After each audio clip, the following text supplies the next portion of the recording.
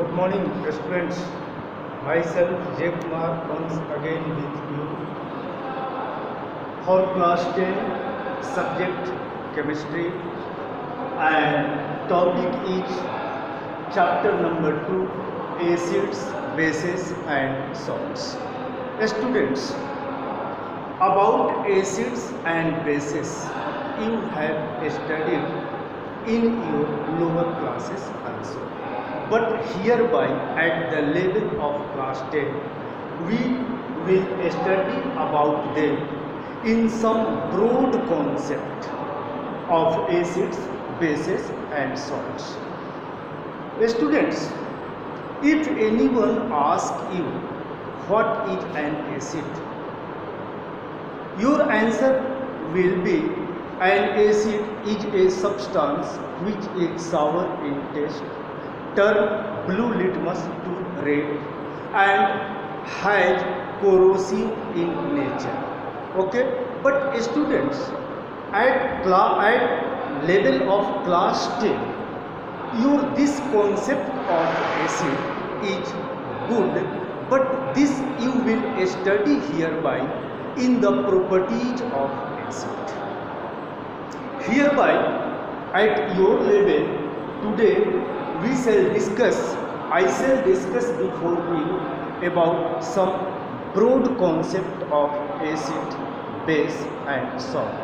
Before I start to tell about acid, I would like to tell you about the electrolytes. Students, what are electrolytes? In answer of electrolytes, you can say all those substances whose aqueous solutions can conduct electricity. Those substances whose aqueous solutions can conduct electricity are known as electrolytes. On the other hand, those substances whose aqueous solutions do not conduct electricity are known as non-electrolytes. For example, common salt. Yes, students, common salt, which formula you write NaC. Students, this common salt is example of an electrolyte. Why? Because when this common salt is dissolved in water, then its aqueous solution conducts electricity. So you can say common salt is an electrolyte. In the similar way, urea.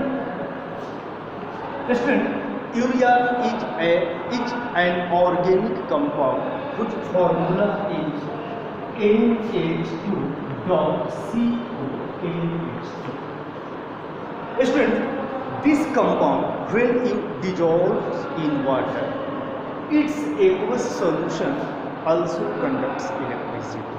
So urea is also an example of electrolyte. Students, if I say you all acids, bases and salts are electrolytes because their aqueous solutions are able to conduct electricity.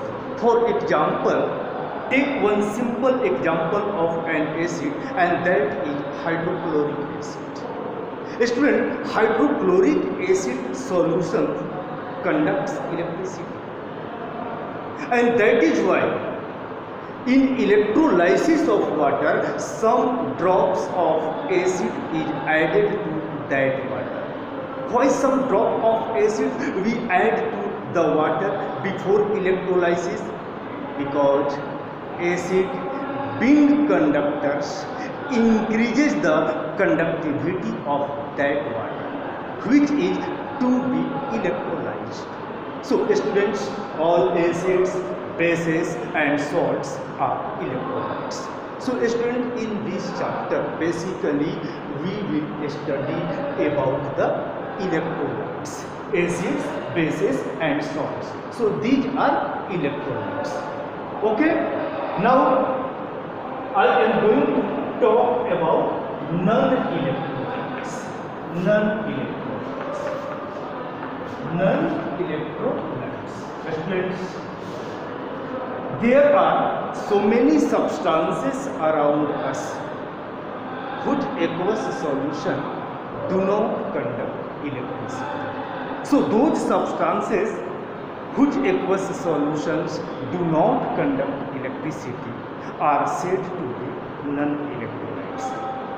For example, sugar.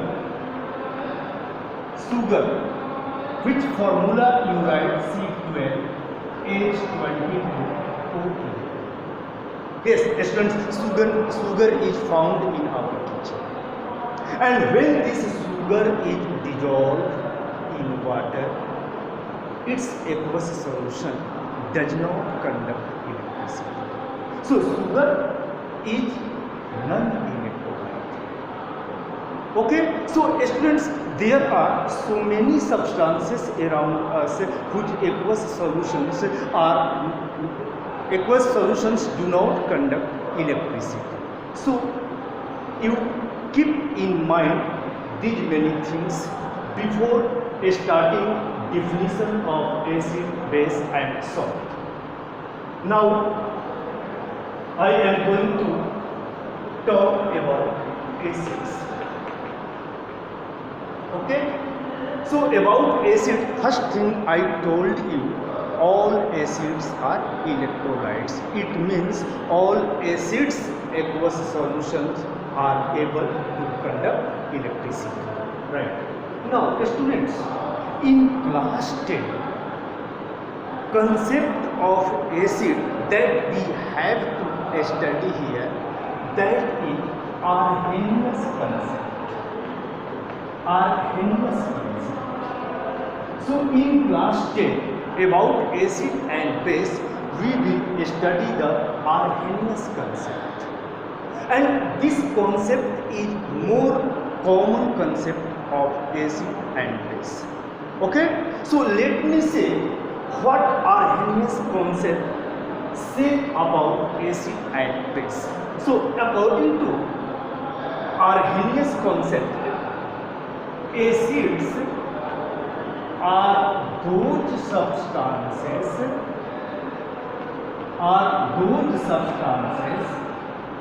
which on dissolving in water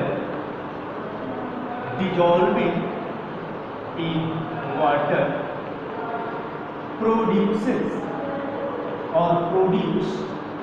hydrogen ion, which is symbolically represented like this. This is the symbol of hydrogen and its charge has been shown upon it. So this is hydrogen ion. So students, you must keep in mind, acids are all those substances which on dissolving in water, which on taken in water produce hydrogen. Okay, for example, HCl. Student, HCl is an acid. Why acid? Because when this HCl is taken into water, this HCl after going to water releases hydrogen ion. Okay, as HCl in water releases or furnishes hydrogen ion. So this is an acid according to Arrhenius concept. Right? In the similar way, take one another example, and that is H2SO4. Yes, H2SO4. When this H2SO4 is taken into water, it also produces hydrogen.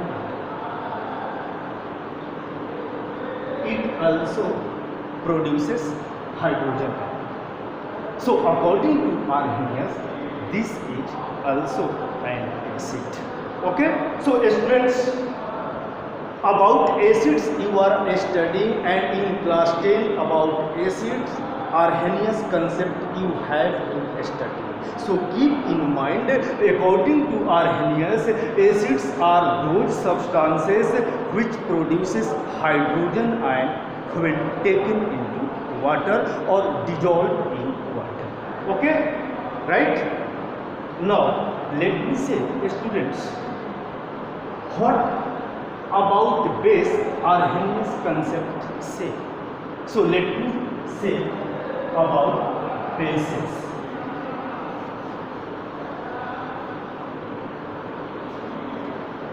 Bases. According to Arrhenius concept, according to Arrhenius,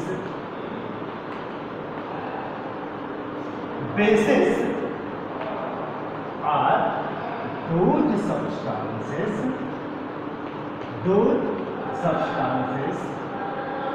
which on dissolving in water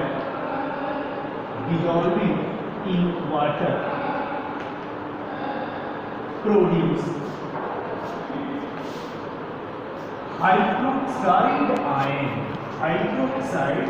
ion, which is symbolically represented as OH to the power -1.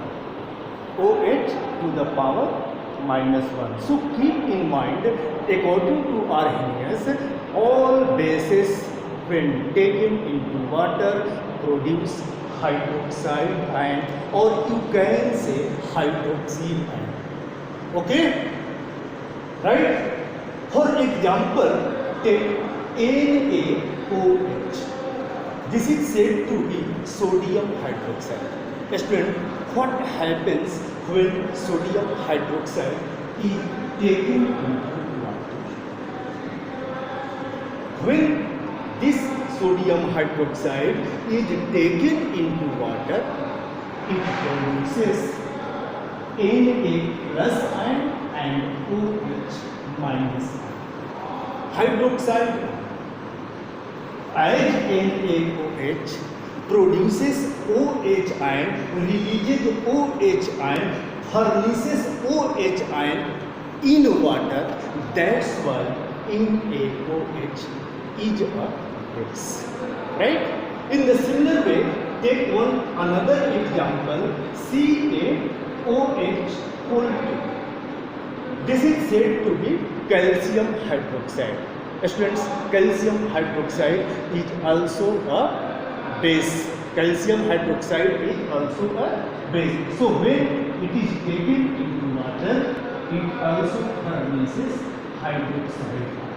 So this is also a base according to Arrhenius.